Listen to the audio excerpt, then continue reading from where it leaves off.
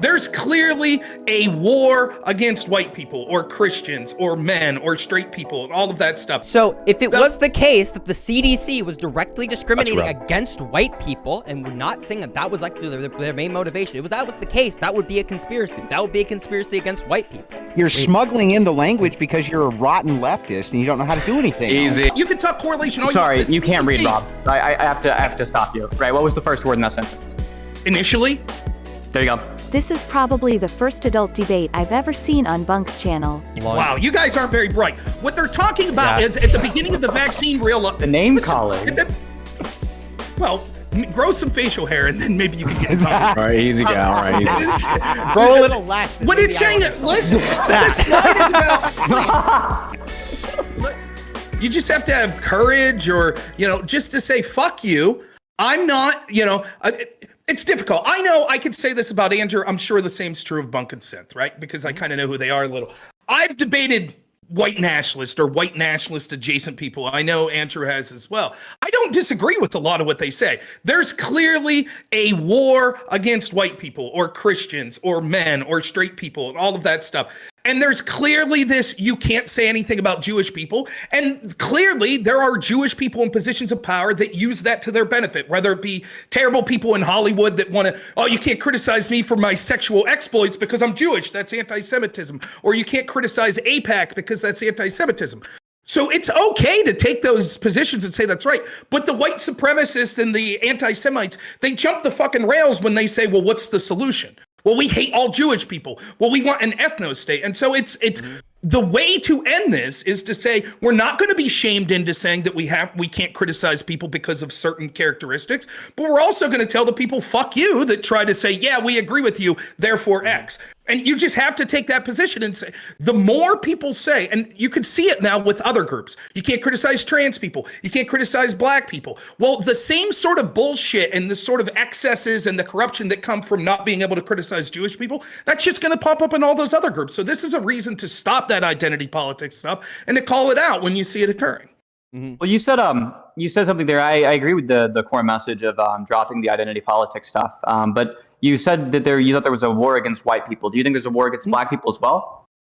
There is certainly people in this country that dislike white people, black people, and use those things. But the people in positions of power in our institution that really are movers and shakers that create the narrative and policies certainly go one direction on this. And they're certainly anti-white.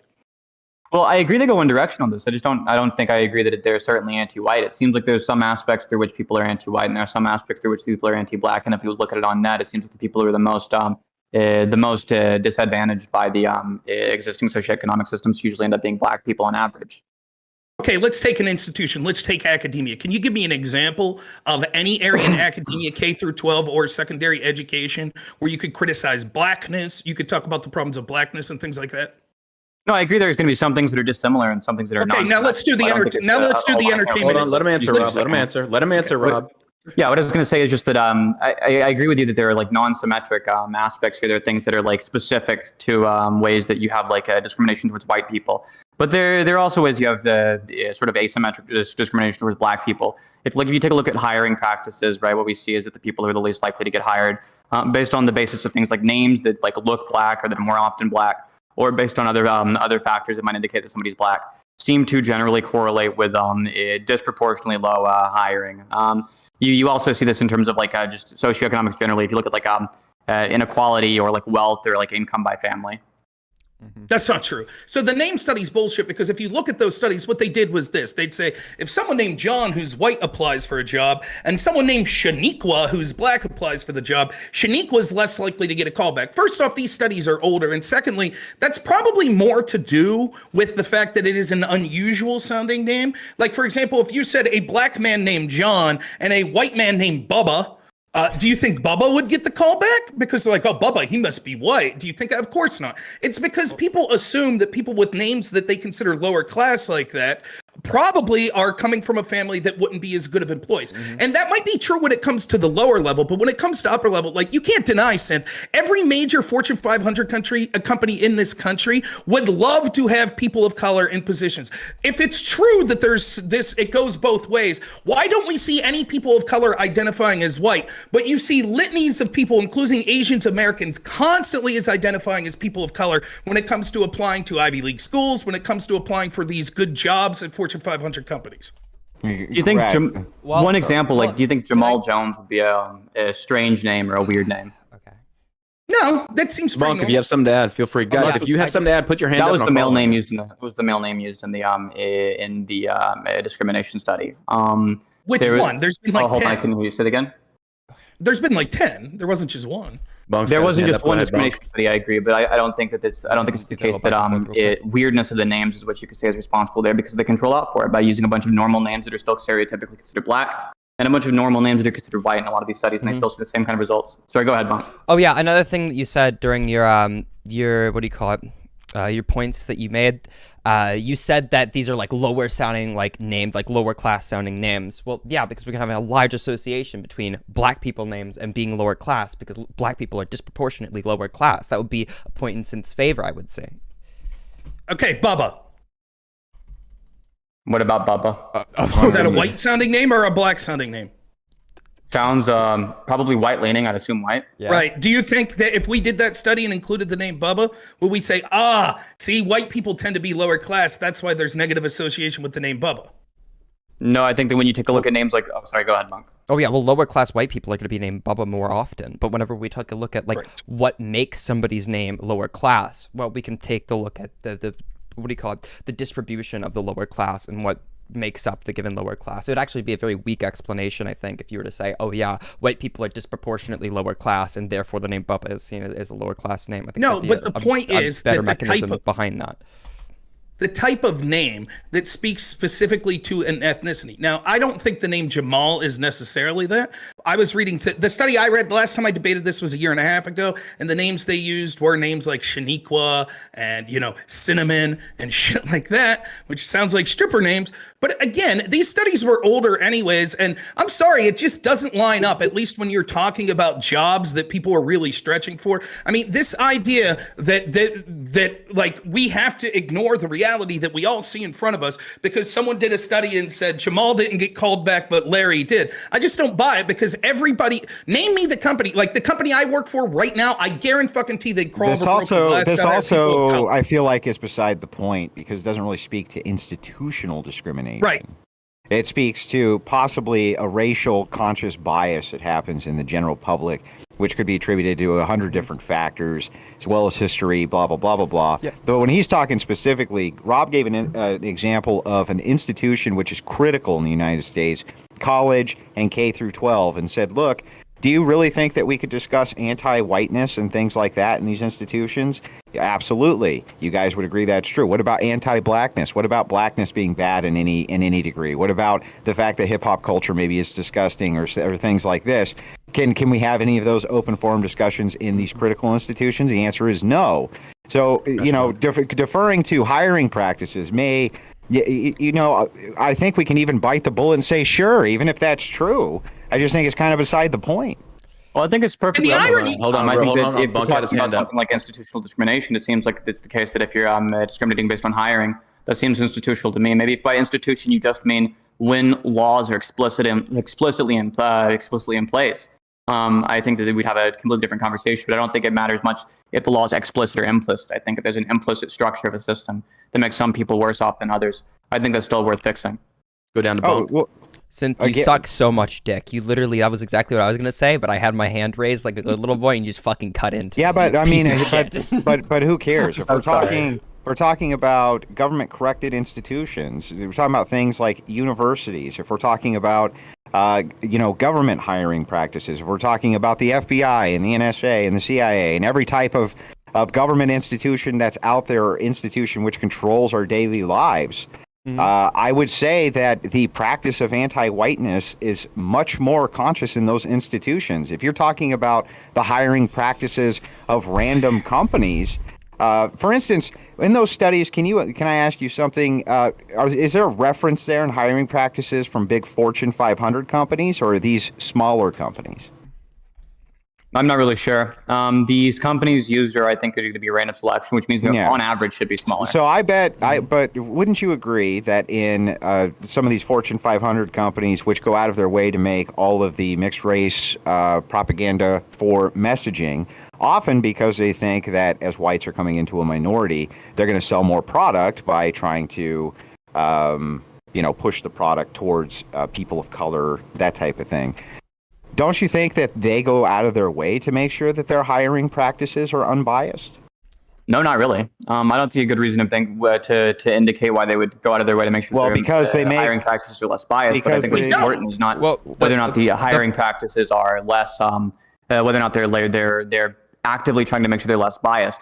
But I think what's important is how that exists overall in the system as a whole, not just in these top Fortune 500 companies. If I may, the irony is they're not trying to be unbiased. All right. Real quick, gentlemen, we're going to have to go into hand up raising because now we got a lot of people in the discussion. So from now on, let's go ahead and hand raise, and I'll call in your order. Rob, then we'll go down to Bunk. Okay. They're not trying to be unbiased. That when it comes to bigger name companies and anyone that the public's looking at, they want people of color and they want minorities. I'll give you two examples real quick. One, I applied for a grant where I bought my first house a while ago because we had to tap into a sewage line because we had a septic tank. They were putting public water in. The grant for the township was declined at the last minute because the bids they had to take from the digging, none of it was offered to people of color, companies that were owned by people of color. Now, this is despite the fact that there is no people of color that own digging companies within 150 miles of where this town was. But nonetheless, the bid had to be offered out to at least one company owned by a person of color. The same is true of a friend of mine that works at a government defense contractor. They have gone through the order that by 2030, 50% of their employees in this tech sector have to be women or people of color. So they're actively, and you see this all through governmental agencies and Fortune 500 companies where they can't wait. Again, you can't show me one prominent person that we've ever seen pretending to be a white person so that they could get hired at one of these great companies. I'm not declining that there could be people that run a small mom and pop convenience store that didn't want to hire Jamal and instead wanted to hire Benji or some shit. But what I'm saying is we're denying reality. And the greater point I'll just say real quick is this is one small thing. The irony is that actually a lot of this shit is negative and racist towards black people because this bigotry of low expectations and trying to say you're always the victim actually is in itself a form of racism that's very insidious. But every major institution, whether it be the academic institutions, the entertainment institutions, our media, our policies, every single one of them push the narrative of anti-whiteness. It's okay to criticize white people. It's okay to say that you're skeptical of anything white people do. But if it's a person of color, just like a Jewish person, and you have anything negative to say, you could be accused of racism.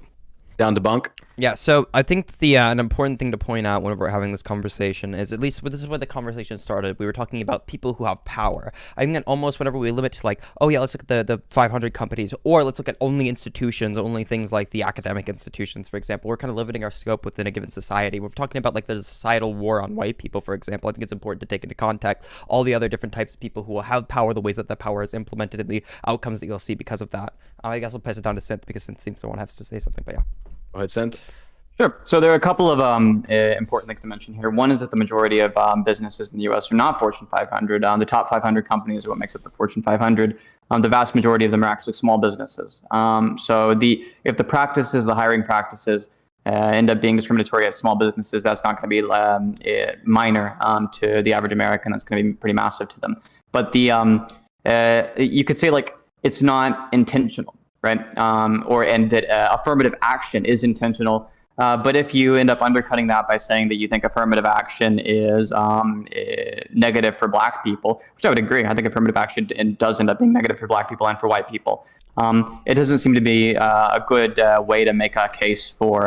It doesn't seem to be a good way to make a case for war on white people. If it's the case, it's damaging to both races. Or both major races in the U.S. We don't need to make the case. If the case is that if we're talking about actual institutions that have real power and authority over policy making, they're going to influence policymakers. They're making the next generation of policymakers. They are the ones who influence all the think tanks, where the rhetoric's going to go forward.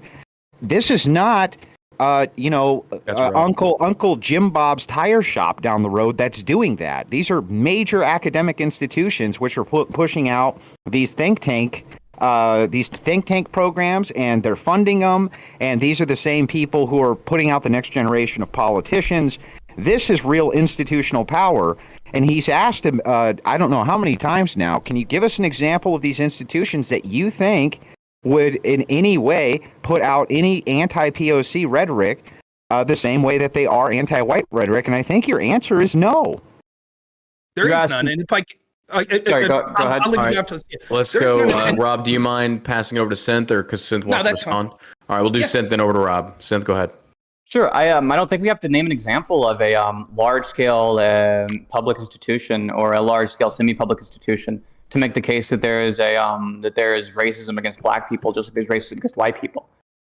Yeah, but we're not talking about whether or not there's racism against black people. We'll concede that this is true. We're talking about whether or not institutional powers have an anti-white narrative. And if there's a anti-white narrative being pushed across the board, there's lots and lots of racist people across the board, including black people who can be very racist.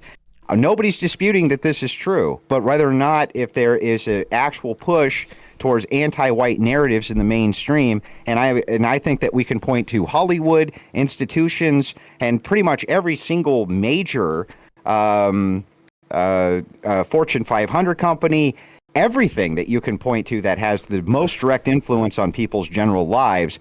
It's more than fine to go for anti-white narratives. They don't do anything for an anti-narrative towards LGBTQ or POC, period. Well, I think that right, and it was like I wonder if we'll make the same argument then when it for comes to Jewish people, right? Like, because that's what the topic was. So will they say the same thing? Like, oh well, Jewish sounding names are less likely to get called back and shit as well. No, we're talking specifically about the fact that all of these narratives and all of these institutions, again, we've named them: the entertainment industry, academia, the mainstream media, the tech companies, the politicians. Like, I could name you political policies right now. Sinthe, let me just ask you real quick. If I was debating someone talking about systemic racism, and I said, sure, reparations for people that were slaves, but other than that, what's the next thing that people that talk about systemic racism always say? Well, it wasn't just slavery. As recently as the 60s, we had the practice of, go ahead. I'm not sure which one you're segregation. Redlining. Did you know that Wells Fargo just came out last month and said they'll no longer give mortgages to white people? Did you know that? Isn't that redlining against white people? Does that mean that That's pretty bad? But Rob, the dispute is not over like whether or not bad things happen to white people. The dispute is on whether or not it's worse for black people than for white people. No, the dispute is this. Okay. No one's saying that there isn't racism against black people. What we're saying is that the racism that occurs against white people, this got started because I said there is a war in these institutions against whiteness. That's absolutely true. So nothing you're saying disputes that. And it is true that the people in charge wouldn't say there's a war against black people. No, I would in a different way, right? It's the vocal. Let me explain real quick, right? To what I'm saying, right? Like they don't give a shit. The people that run these institutions, they don't give a shit about white people, black people. They don't care about any of them. What they've realized is they're able to use the vocalizations and this sort of ideology of the left to cause a division, to play this identity politics. And right now, because the left has won the culture war, that all of these groups that they consider as oppressors through their bullshit cultural Marxism, white people, straight people, Christians, men, etc., that it's okay to physically or verbally attack them, to instruct people in all of these institutions that there's something wrong with those people because they're oppressors, and to go a step further, have actual policies that target those people. I'll give you another policy. Did you know when the CDC first came out with the vaccine that they said was going to be really helpful? They said that we shouldn't give it to elderly people before crucial workers because there were more black people that were crucial workers. So we had to save black lives before white lives. That's what they said. We had specific loans or specific grants that were going to be given. Could you cite me that? The CDC thing you're talking about? That we had specific grants that were going to be given to poor black farmers. We have reparations in cities like San Francisco that are going to be given to $5 million to black people. This shit is insane. The attacks on whiteness and again, give me one example of a prominent person. Give me one example of a prominent person ever pretending to be white. Go ahead. For a job, for any sort of clout. I'll take one example. So The idea that there's discrimination against white people on the basis of the fact that there's affirmative action doesn't really seem to, or sorry, on the basis of the fact that there are reparations that are given out for black people, doesn't seem to make much sense given that all the goal behind, or the ethic behind reparations, even though I don't agree with it, is one that can be made in I think a totally race neutral way. Just there are people who have their ancestors for some reason, or like some generation before them, they've been made poorly off because of something that was done to them that was unjust.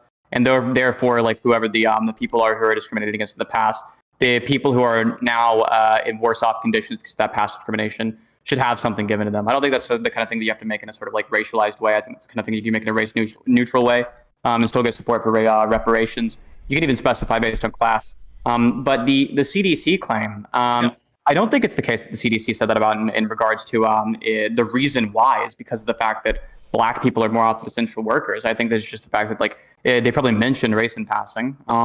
If they did, I'll concede that point. But I don't think this is the case. The point of being able to specialize or being able to specifically target people for the vaccine who are specifically targeting for the vaccine people who are crucial workers versus people who are elderly. It's just a matter of we have to make sure the country continues to function while we're giving out vaccines to people. Now, I sent you the link. It's in the Discord. Hold on, let's get down to Andrew real quick. Yeah, just to send that. I noticed you're still having the audio issue. Mm-hmm. I think that's a Discord setting. Someone DM'd me and said, tell Sinthe to check his Discord setting on your actual audio. You might have it set to some type of cutout when you're talking. Oh, like doesn't it have the microphone? Yeah, I don't remember. I don't know exactly what the setting is. I just asked for clarification. I know what you're talking about, though. Yeah. Yeah. So maybe that would be helpful. Can I share my screen? Yeah, up to you, Rob. Okay. All right. Yep. Let me share the screen. Can you all see that? Oh, yep, I can. That's nice and big. Where is it? Okay. So you guys see this? So this is on page 31 of the CDC's proposed. This was early in the vaccine push, but they're trying to decide who they're going to give it to. Now, look at essential workers. That's group 1. Adults with high-risk medical condition. That's group 2. And adults over 65 or age 3. Now, you can go up and read these slides previously, and it does mention that they will save lives. More lives would be saved if we gave it to the adults over the age of 65. But here you can see what the crucial factor is for their decision. The bright green means that's a good thing. And you see where it says mitigate health inequities. It says racial and ethnic minority groups disproportionately represented in essential industries. In other words, that's good. More minorities will get the vaccine if we give it to this group. And then look at this bright red section here on the right for the group over 65. Racial and ethnic groups underrepresented among groups in 65. And surprise, surprise, you know what they ended up deciding? You know what the CDC's guidance was? Let's give it to the group that will save less lives because it's more fair for equity, because it will benefit more minorities. Wait, that's not what your source says at all here. What your source is just saying is here's a point in favor of an ethical principle, which on the basis of that ethical principle would be better for this than the other ones. It's not the case that your source is saying anything about this is the sole reason why we made that decision. That seems like a wild. If you go down, you see the slide that I'm at now, right? Mm-hmm. So here's the 3 factors that they use: science, implementation, and ethics. With science, adults, they said all 3 were equal, though if you go and look at those slides, they say the science shows that it'll save more lives if it's adults over 65 given. Implementation, they rate adults over the age of 65 would be best because they would be easier to get the vaccine to, because most of them are in facilities that are easier and they'd be more willing. However, on ethics, which the ethics portion of it was driven by promoting justice and mitigating health inequities, that's 3 stars for the essential workers and only 1 star. So yes, that according to the CDC, they said by every metric, we would have saved more lives, and it would. Once again, it just doesn't follow. It's not a non sequitur. Let me explain to you. There were 3. Please let me finish. They had 3 criteria for who to give it to. In 2 of the 3 criteria, they said people over the age of 65. The 3rd criteria, the only justification was more minorities would get it if we give it to this group, and that was the reason they decided, okay, we'll give it to that group. It clearly says it. So it's not the case that the argument here you're making actually follows towards the conclusion of the follow-up premises, basically. So if you're saying that it's the case that, like, because of the fact that race was a consideration, and the fact that race is an ethical consideration, and ethics was the primary factor for the consideration, because it's the biggest difference here on their pluses and their pluses graph. If that's the argument you're giving, it still is not going to follow to your conclusion, which is that race is the sole reason why they made the decision. It seems like there are other reasons they made the decision. Race was like a part of the decision-making process, as in like understanding there's a discrimination, there's people who are like already worse off, and making sure that we don't like disproportionately impact these people negatively, right, is something that we should take into account.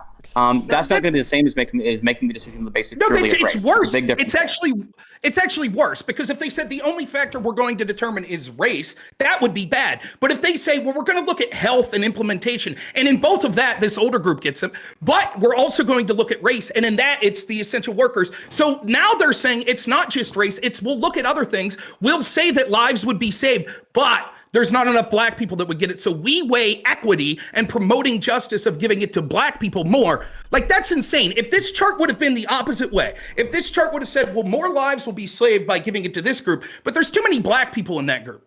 Like, everyone would have rightly said, this is insane. This is racism. Now, it doesn't matter what you actually think about the vaccine. It's irrelevant. What I'm saying is this shit, these institutions would never have the hair on their ass to put forth shit like this that were critical of black people or suggesting black people get less or something like this. But this is commonplace in our institutions now, both verbally and through policy, to attack white people. You could do the same with straight people. You could do the same with men. Like, the point is, all of these institutions are, and I'm telling you right now, it's not that they give a shit about black people. They don't care. They're just saying it because they think that it helps them consolidate power right now. All right, let's kick it now to Andrew. All right, and then also onto the idea of the ethical principle. How did they determine that this was an ethical principle? Except that they were looking through it through a lens of racial bias to begin with. And this is how they come up with this ethical principle. I didn't agree to this ethical principle. You didn't agree with the ethical principle. They arbitrarily came up with the ethical principle and considered the racial bias themselves, which shows that they're looking through this through their own prism of a racial lens. And they themselves believe that this is some high form of ethic. It's ridiculous on its face, because what they're doing is that it is anti-white discriminatory practice to go into Rob's favor. It has to be. And their ethical principle seems to be promoting that, Sinthe. Oh, sorry. Go ahead. What do you say, John? Just kick it over to you. Go ahead. Okay. Yeah. So the argument that Rob was making was that it was solely on the basis of this, just doesn't end up aligning with the facts. This is usually the kind of thing that you get out of people who are like, quote the CDC as saying something that would otherwise be like horrendous optics. Like, oh, I only care about like giving the vaccine to black people or something. It ends up usually being the case that that's not actually what the CDC says. So the argument that that because of the fact that there is a it seems like now Rob is willing to grant the idea that there is there's racism against both black people and white people. The argument that because of the fact that there are like institutions who are being racist, this is somehow like it counts more in favor of racism or something. I don't think that's true. I think that if somebody's racially biased or racially motivated on an individual level, I think that as long as there's enough individuals who are racially motivated and racially biased, you end up manifesting institutional discrimination. You end up making things that are not explicitly coded in the institutions, implicitly coded in institutions. So, for example, you end up having things like a hiring discrimination practice. You end up having things like when it comes to like some forms of force, police hesitation are going to be more likely on one race than the other. So if you see in the case of like lethal force, you see white people are more likely to be hesitated against, black people are more likely to be hesitated against. With non-lethal force, you see that it's like way more often going to be used on black people. Or you see things like when black people are driving and it's after dark and you can't see their skin color, you see differences in racial disparities. You see like a lot of things which are due to people's implicit biases, people's own internalized racism that end up manifesting in a way that's sort of systemic and institutional. So, but sorry, John, are you trying to speak? 10 seconds, White. When I do the hands, like 10 seconds. I'm only going to do that if somebody else raise their hands to speak in queue. Right now, Bunk is. So let's go ahead and kick it down to Bunk. Oh, yeah. No, another reason that this could be the case is not necessarily because they have some kind of anti-white bias, but looking at the data here that I have in front of me, it's actually the case that people who make up these ethnic minorities are actually more likely to have more severe, more severe encounters with the coronavirus due to probably the distrust of given associations and given actual government entities due to their past with them, the cultural, the cultural effect that it has past generations. It totally makes sense that they would factor this in at least to some degree. In my mind, I don't think this is a ploy against white people, some grand scheme. It just seems to be a bit to take into account the data that we actually have. So look at how you smuggle this in. Look how you smuggle this in. You smuggle in the grand conspiracy against white people. We didn't say it was a grand conspiracy against white people from the CDC. We said it gives you one more piece of a larger puzzle, which shows a narrative of anti-white bias. You're smuggling in the language because you're a rotten leftist and you don't know how to do anything. Easy. So if it was the case that the CDC was directly discriminating against white people, and we're not saying that that was like their main motivation, if that was the case, that would be a conspiracy. That would be a conspiracy against white people. It seems that that's a direct down route from what you're claiming. I'm not saying it's a conspiracy. We didn't say it's a conspiracy. We're saying that the lens that they're looking through is biased against white people. That's what we're saying. That's not a conspiracy. Bunk, is that a conspiracy, Bunk, to say that? It would be a conspiracy to say that the institutions are currently having a war on white people. Yes, very simple question. One more time. I'm going to ask you a very simple question. If I say this person's bias, he's looking through it through a biased lens that's biased against white people, is that a conspiracy, Bunk? Is that a conspiracy? No, not for an individual person. Conspiracies necessarily happen within institutions. What does that have to do with anything? Let's go to Rob. Because it can't be a conspiracy definitionally. You gave me an example where it can't be a conspiracy. So there's a couple things to say. I want to You're get to not this talking about an individual person having a bias. You're talking about institutions, large institutions. Okay, right. So first off, Bunk said something that was very interesting. He said, well, the reason they were looking to give it to black people because black people are distrusting of the health institutions and things like that. Right. That's exactly how we got in this topic in the first place, right? Because we were talking about how we say that you can't criticize Jewish people, and then that makes things worse, right? It makes the racists come out of the woodwork because they say that there's all these institutions and we can't criticize them and they're in positions of power and stuff like that. And I said, we separate ourselves from those assholes, but we do understand that there are certain things that those people are right about. And they are right that there is attacks from these institutions on white people. That's absolutely true. The fact that a bunch of black people would be distrusting of the pharmaceutical companies is because all of these institutions, particularly on the left, have been telling them for fucking decades how systemically racist the pharmaceutical company and all of these government agencies are. So you tell them for years and years, please let me finish, Monk. You tell them for years and years, the pharmaceutical companies, it's all systemic racism against you. The whole country's systemic racism. Now please take our medication or you're not allowed to go to work. Pfizer's good now. That's what the left told people of color in this country. And let me say this real quick. The idea that like Sinthe and Bunk are trying to say, well, the fact that race wasn't the sole factor, it was just the determining factor is nonsense. And if you're in the audience and you're wondering why, just ask yourself this. If there were groups that were predominantly black, let's say, people that work in the healthcare field were predominantly black, and everything the CDC said was, we will save lives if we give this group this. But their determining factor was, but there's too many black people there, so we should give it to this group that's white people. Would anyone here hesitate to say that's racist? I wouldn't. I would say that's fucked up. That seems to say that blackness is something detrimental that the CDC is trying to go against. And you Rob, we're going to kick you down to Bunk. Bunk, go ahead. If it was the case that white people were disproportionately less likely to take the vaccine because of societal their distrust of institutions, that would probably be something you'd weigh against. I wouldn't say that was racist at all. Whenever you're talking about, the reason they have the distrust in these institutions is because the left wing points out these institutions have been biased against them. Do you actually think that that's the case? Or do you think it might be the years of discrimination that they faced throughout generations? If your family has been directly discriminated against as soon as like a couple generations ago, of course it's going to have an effect on your trust of those institutions, because those are the people who raise you. Everybody on the right likes to talk and preach about how family values are an important thing. I totally agree. You get a lot of your values from your family. Having a strong family household are going to be things that widely affect you. So why are we so willing to hand wave this away whenever it comes to black people and the biases that they've faced throughout the time that they've existed within our country? That's Rob. All right, let's kick it over Rob, then to Andrew. But again, the problem is, I'm not saying you could say that. I'm just saying that there are ramifications of that. If you say that an institution is, quote, systemically racist, the truth is that these things have been wildly blown out of proportion. We see the effects of it when it comes to policing. The truth is that the police, as bad as many of them may be, and there's certainly major problems in this country, they're not out there hunting unarmed black people just for the hell of it. But that's the narrative that gets pushed, which then becomes a self-fulfilling prophecy, because I wouldn't trust police if I was a black person given that scenario, which means I'm more likely to resist, which means I'm more likely to have an aggressive police officer, et cetera, et cetera. What I'm saying is it's interesting that we talk about the discrimination of the past. These institutions did redlining in the past. These institutions had medical decisions that disproportionately negatively affected black people, or specifically went against black people. But now when I say yes, and now that that's changed because they realize, the people in positions of power realize they can play this cultural Marxist game by going after what they consider oppressors like white people, all of a sudden you guys are like, well, it's not that that big of a deal. There's racism against black people too. And what I'm telling you is we're going to see this process repeat itself where people aren't going to have trust of these institutions that fall in these oppressors groups. Christians don't trust them, rightfully so. White people don't trust them, rightfully so. Straight people don't trust them, rightfully so. Because every one of these institutions are actively promoting hatred against these groups. Yeah. Kick it over to Andrew, then to Sinthe, then to Bunk. This is also typified Spurg narrative building, right? Where it's a form of moral outrage and then quickly build a narrative which makes absolutely no sense.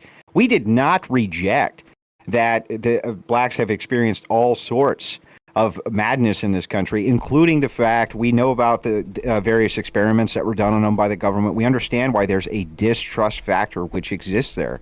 However, there's a distrust factor with other groups as well, namely Christians, who were at the forefront during those lockdowns of pushing back against them through their own model of distrust. They weren't incorporated anywhere in any of this type of modeling. Why? Because the prism of bias is such that the anti-white narrative simply exists there. And what Rob is saying is that this narrative builds. The anti-white narrative builds. We understand that the oppression narrative builds, and that's the narrative you're trying to build. But at some point, it goes too far, Bunk.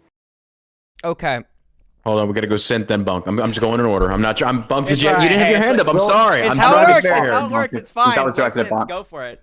You good to sit? You good to switch? I'm Then good to swap with Bunk down to you. Then we'll go to Sinthe. So you said that they're more likely to resist because of the given ways that they are instructed within their given communities, and this is because we're telling them that they're like black people, or what do we call it? Black people are getting hunted by cops. That's not going to be the case. I can acknowledge that it's probably a feedback loop to some degree, but obviously where this feedback loop is going to start is because we've always had these types of racial biases in policing. We have tons of data on this, pages and pages and pages that I can cite to you. This is like obviously the case. We're obviously talking about the past and the ways the past currently inform the ways that we interact within society today. You say that we said it's not that big of a deal because black people face discrimination too. That's not me or Sinthe's position. I suppose maybe Sinthe holds that position and would like to come out against what I'm going to say here, but that's a problem. Here's also another problem that we are experiencing. It isn't some wide societal conspiracy to go against white people. What we're showing you is that racial discrimination exists for both white and black people, and it's a problem for both of them. It is in both cases a problem, and it is an issue.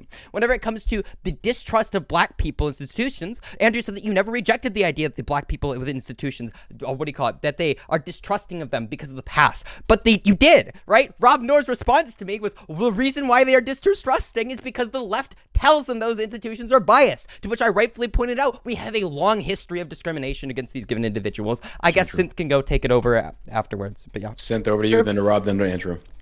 Yeah, exactly. So I don't think there's anything ethically wrong with going about a strategy for dealing with diseases where you take into account the races of the people because the races have some other correlation. I don't think there's anything morally wrong with that. If Rob had said that from the get-go, I don't think anybody would have an issue with that. But Rob has to present that in a certain way. If he wants to make sure to make it look bad for the left, or look bad for the CDC, or look bad for the vaccines, if you want to make sure that you're reducing the amount of racial bias in society, the way to do that is not by pretending it doesn't exist towards either group. The way to do that is by acknowledging it exists towards both groups, acknowledging it's probably more severe towards black people than to white people on average. If you take a look at how black people live versus how white people live, black people are stuck in much worse conditions mostly through generational wealth and other means. So if you really care about the discrimination towards white people, and you really care about the discrimination towards black people, making sure to at least admit, right, that there's going to be a bias towards a worse off life for black people, and the black people do have it worse. It's probably important to at least mention. Over to Rob, then down to Andrew. Okay, so I got 2 points to make here. Real quick, you say that race should be one of the factors because there's some sort of correlation. What do you mean by that correlation? Sure. So I think there are a couple of correlations that are going to be important. One of those is like the one that Bunk mentioned earlier. Another one that could probably be the case is probably might have you're going to have a disproportionately less healthy population among black people than among white people. Poorer health outcomes. But all of that, okay. They're going to have less ability to hold on, access before healthcare as well. Less ability to go. But listen, all of that is saying saves most lives, right? That's the idea the CDC should be doing. Who gets this? And you're saying, well, maybe their race correlates into that, correct? So I'm saying that the race can correlate into that, but what's really important to mention is not just the race correlating into it, but other factors as well. Right. So slide 21, and I'm quoting, initially vaccinating the age 65, the more white population in phase 1B averts approximately 2 to 6.5 more deaths compared to targeting. So according to the CDC, you can talk correlation. Sorry, you can't read, Rob. I have to stop you. Right. What was the first word in that sentence? Initially. There you go. Okay. And what's your point? Initially, we're looking at long-term outcomes, not just what initially seems to be the case. The idea was, wow, you guys aren't very bright. What they're talking about is at the beginning of the vaccine the name calling. Well, grow some facial hair and then maybe you can get it. All right, easy, gal. All right, easy. Grow a little less. What it's saying, listen, this slide is about. So what this is talking about, this whole presentation was initially there was a limited amount of vaccines, right? That was the idea. And so the question is, which groups should initially get the vaccine, right? And they're saying if we initially gave it to the population that is more black, the essential workers, we predict that 2.65% more people would die. Initially, yes. Right. And eventually, after the initial Sinthe, are you not getting this? After the initial rollout, there would be enough vaccines for everyone. So the idea was that crucial time frame at the beginning. Who do we get this? They're literally saying, I'm not confused. I'm not. I can explain it to you. I can explain it to you. Go ahead. You explain it. Sure. Yeah. So because of if we're saying that black people are skeptical of black people are very skeptical of institutions, they're very skeptical of medical, because of things like the Tuskegee syphilis experiments, they're very skeptical of going and getting the jab, right? I think that it's very easy to say that initially what we're going to see is that one group is going to have like those really, really good short-term effects, the elderly, right? And then the other group will gain in terms of herd immunity by early on making sure that we have a lot of people immunized. Makes no sense. They're trying to decide who to get. So now what you're saying is this. Well, the reason is this. If we gave the vaccine to black people, they wouldn't be as trusting, so they wouldn't take the vaccine. That's what you're saying. No. So then explain to me what you're arguing. Sorry, I got to push pause on this. We need to kick it down to Andrew because YouTube been going back and forth. Andrew had his hand up. Andrew, down to you, sir. I want to hear him finish the conversation. Never mind. Go back to YouTube. Go ahead. Yeah. So explain to me what you mean. I'm trying to be fair. Yeah, no problem. It's taking fully into account. It's saying, okay, but by the way, let me just spill the first group they give it to is healthcare workers. So when they say group 1B, what they're talking about is after healthcare workers, which everyone would agree makes sense. The people that are in direct contact with COVID should get the vaccine first if it's going to work, right? So then the question is, who's the next group to get it? Because there's a limited amount of vaccines. And so the CDC, it doesn't matter what me and you think. The CDC says, if we initially gave this group the vaccine, we would save 2 to 6.5% of deaths. That is exactly what it's saying. So explain to me your scenario, how when they say that initially it would save 2.65% more deaths, that it doesn't mean that. Go ahead, explain. Yeah, so you got the sentence correct the second time. So what they're saying is initially it saves people's lives, and then down the line, right, that's not the case. So down the line, it could be the case that even though it initially saves people's lives, this action that we're doing today can save people's lives initially. It ends up having more deaths long term. And those deaths can come through things like, for example, if you have a group of people who are very skeptical of the vaccine for very good reason, given their past history with vaccines and with tests with things like syphilis experiments, what you're going to end up seeing is that this group, you can build up immunity in large numbers of the group really early on, and this can have knock-on effects down the line. Mm-hmm. That makes no sense. How does that address it? They're talking about. So wait. Okay. So explain to me. So what you're saying is this, right? No, so let me get this, right? So we have two choices. We either give it to the over 65 people or we give it to the essential workers that are more black. And you're saying they're acknowledging that if we gave it to the over 65, so in that crucial point for 2 months where we don't have enough vaccines for that other group, we give it to the over 65. And in that period, we would initially be able to save 2 to 6.5 more percent more. But if we give it to this other group, initially, like this month, we'd see 2 to 6.5 more percent death. But somehow it would save lives in the long run. Yeah, because these people, explain that. Oh yeah, so just because the push within this given group, having that kind of herd immunity is going to protect that group. Whenever the vaccines become available and the more trusting group hits their hands on them, they're going to be able to vaccinate themselves and get that herd immunity that way. But whenever we flipped around, it wouldn't be the case that the other group would get the vaccines. Now you can laugh at it, right? It just makes perfect sense. Sinthe has explained it, I've explained it, and the best you can know the response is you keep saying there's hesitancy. So you're saying that if we gave it to the group, or are you saying we force it on them? Is that what you're suggesting? No, not that we force it on them. Nobody said Okay, force so it on then them. they're It's just hesitant to take misconstrual of the position. What I said was a And push. wait. A All push right, gentlemen, to get I them gotta step in. vaccinated I gotta step early in. on. I apologize. By how I know. 30 Hey, minutes. ceasefire, guys. Ceasefire. Oh. The round has come to an end. I know All you're right. in the midst of it. We have spent over an hour on this topic, and we really veered, which is a good thing. I always love when conversation veers. We need to move on to the next topic.